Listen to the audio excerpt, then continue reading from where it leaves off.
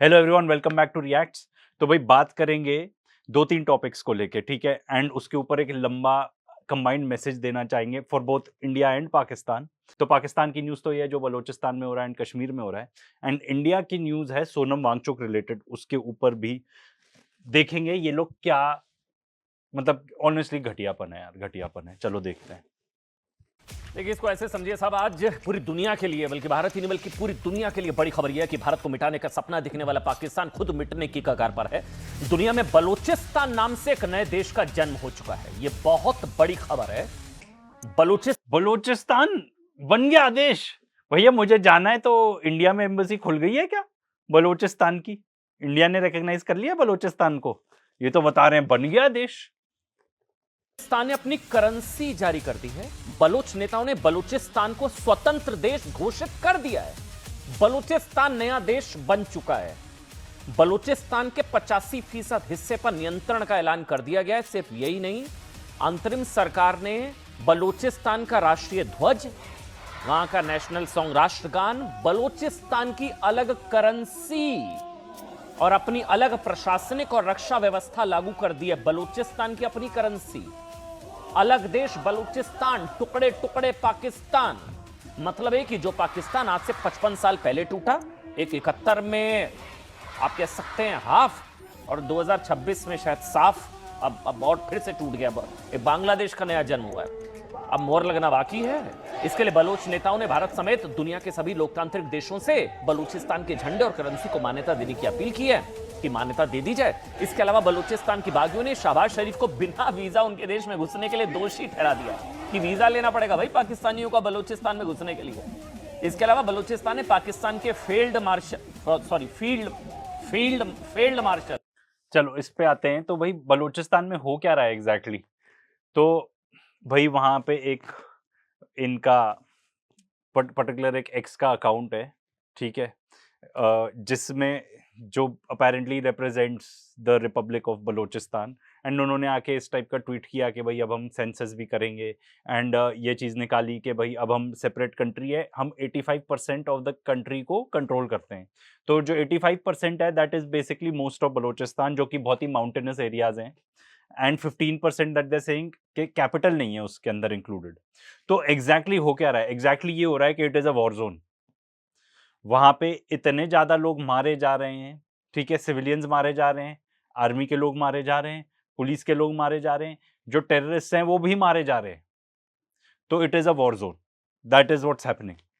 अब जहाँ तक बात है कि वही देश ही बन गया पूरा, तो भाई जहाँ तक देश बनने की बात है, तो भाई पूरे जब बाकी देश रिकॉग्नाइज़ करेंगे, मैं अपने घर को बना लूँ अपना एक सेपरेट देश, ठीक है? एंड ऐसा पहले हुआ है। इनफैक्ट एक मैंने मूवी देखी हुई है, इटालियन मूवी, उसमें वो जाके अपना एक आइलैंड में बोलने लगता है कि हमने तो अपना देश बना लिया। आ जाते हैं, अपना शिप पे पा जाती है एकदम, वहां से रैप अप करके चले जाते हैं। तो देश ऐसे नहीं बनता है अमन जी, ठीक है ना? मुनीर को युद्ध अपराधों के लिए दोषी माना है फील्ड मार्शल ही। हाँ सही तो था, फील्ड क्यों, फील्ड मार्शल। और कहा है कि जैसे ही बलूचिस्तान की अदालतें काम करना शुरू करेंगी, मुनीर को मृत्यु दंड दिया जाएगा। मृत्यु दंड। पढ़ लीजिए क्या लिखा है इधर। 71 में आप, 26 में साफ, पूरा साफ। अब हालात तो ऐसे ही है। सिर्फ 20 बचेगा पाकिस्तान में। 20 मतलब 20%। सब तो वहां खैबर में अलग से, पख्तूनलैंड, अफगानिस्तान। 20 और ये जो बात कर रहे हैं, तो मैंने तो पूरा कैलकुलेशन करी, तो बलूचिस्तान के under area is around 40 to 44%। उसमें भी ये बता रहे हैं कि 85% इन्होंने लिया है। अगर इन लोग की बात मान ली भी जाए तो ये 20% ही बचेगा। ये तो मतलब कहीं से मैथ एड अप ही नहीं होती, बट वो तो ऑफ कोर्स हमारी इंडियन मीडिया है, कुछ भी बोलेंगे। अब देखो, अब इसमें बलूचिस्तान का टॉपिक मैं फटाफट खत्म करना चाहता हूँ, क्योंकि जो मेन चीज़ है उसके बारे में और आगे बात करें, क्योंकि ये हम पहले भी डिस्कस कर चुके हैं। तो भाई जिस तरीके से आप आके ये बताते हो कि टूट गया, ये हो गया, अगर वहाँ की मीडिया करेगी तो आपको कैसा लगेगा? सेकेंडली, वहाँ पे लोग इंडिया को ब्लेम करते हैं इस चीज़ के लिए कि भाई इंडिया करा रहा है ये सब। अफ़गानिस्तान से आते हैं लोग एंड इंडिया फाइनेंस्ड है। तो भाई अगर ऐसा है, तो इंटरनेशनल फोरम में रेज़ करें। आज के डेट में तो वैसे भी पाकिस्तानी डिप्लोमेसी इंडियन डिप्लोमेसी से काफ़ी बेहतर ही परफ़ॉर्म कर रही है। You are in touch with almost everyone, जितने भी बड़े-बड़े देश हैं उनसे, चाहे वो ट्रम्प हो, ठीक है? अमेरिकन्स की बात हो, जो आपका पड़ोसी देश है ईरान, उनसे भी आपकी अच्छी है, चाइना से तो अच्छी है ही है, अब तो रशिया से भी अच्छी है। तो ये जो कि भाई इंटरनेशनली कभी रिकॉग्नाइज हो पाएगा, ये आई डोंट बिलीव कि हो पाएगा। अभी तो ऐसा कुछ भी नहीं है। इंटरनेशनल मीडिया अगर आप खोल के छान लोगे, कुछ भी नहीं है इस चीज़ के बारे में न्यूज़, कुछ भी नहीं है, सिर्फ इंडियन मीडिया ही उन ट्वीट्स को लेके उचक रहा है। ठीक है, साइऑप भी हो सकता है एक, जो बलूचिस्तान प्ले कर रहा है, एंड देखो एक्सटर्नल फोर्सेस तो इन्वॉल्वड ही होंगी इसमें, कहाँ-कहाँ की इन्वॉल्वड है, मोसाड भी इन्वॉल्व हो सकती है, ऐसा मैं नहीं, ऐसे लैरी जॉनसन और जो ऐसे एक्सपर्ट्स हैं वो बताते हैं, बिकॉज़ पाकिस्तान डिप्लोमेसी में काफ़ी बड़ा रोल खेल रहा है, एंड ऑफ कोर्स इज़राइलीज़ को ये बात अच्छी नहीं लगती। एंड इसमें एक बात और करना चाहूँगा, फिर इंडिया के टॉपिक पे आते हैं, कि भई अगर हम वहाँ पैसा खर्च कर रहे हैं, मुझे नहीं पता खर्च कर रहे हैं कि नहीं, तो it is a waste of money.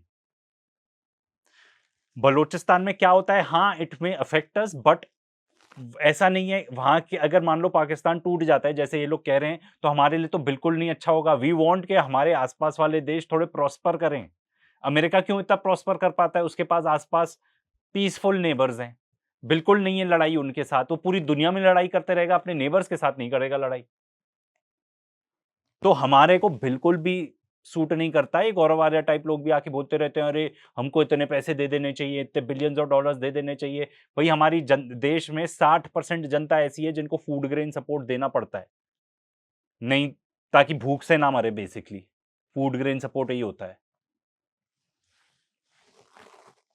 And अब मुद्दे की बात ये कि जो हमारी इंडियन मीडिया है, वो ये सब चीज़ों में, वो ये सर्कस है बेसिकली, एक सर्कस, जैसे कहते हैं ना ब्रेड एंड सर्कस मिलते रहे लोगों को। तो हमारे देश में ब्रेड एंड सर्कस ये है कि एक तो अनाज दे रहे हो आप लोगों को, ठीक है, 60% ऑफ द पॉपुलेशन को। सर्कस ये चलता रहता है, डिस्ट्रैक्शन ये चलती रहती है, आईपीएल वगैरह एक अलग सर्कस है, फीफा वर्ल्ड कप अलग सर्कस चल रहा है। तो जो मेन मुद्दा हमारे इंडिया में जो चल रहा है, वो नहीं कवर कर रहे हैं, और अगर कर रहे हैं, तो डिस्क्रेडिटिंग तरीके से कर रहे हैं। आओ देखते हैं।